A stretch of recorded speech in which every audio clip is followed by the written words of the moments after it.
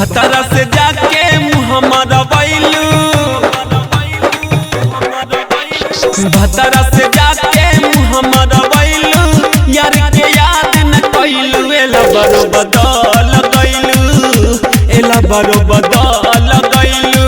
सोचनी कि ससुर में मिलेला तोहके बोलाई, छीन के आशा देख के दिलासा हमसे छलत कैलू, एला बरो बदल गैलू, एला बरो बदल गैलू।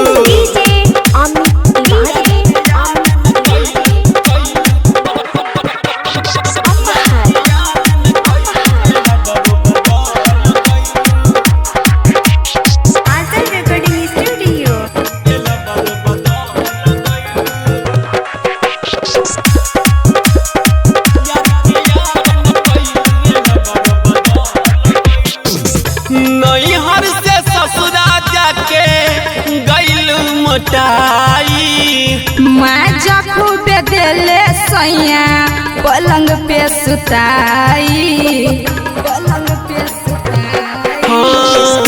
नैहर से ससुरा जाके गैलू मोटाई, मैं खूबे देले सैया पलंग पे सुताई। देख के मौका दिहलू धोखा, जिंदगी जहर बनैलू, एला बरो बदल गैलू, एला बरो बदल गैलू।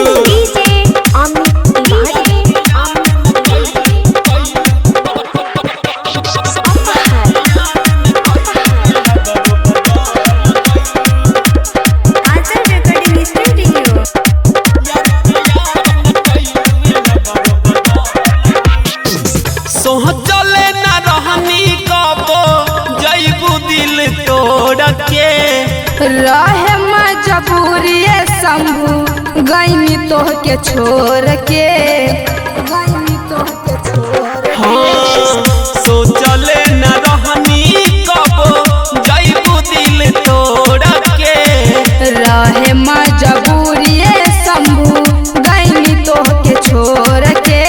राइटर कृष्णा सुनाए अंजलि कहेला धोखा तू कैलू, एला बरो बदल गैलू, एला बरो बदल गैलू।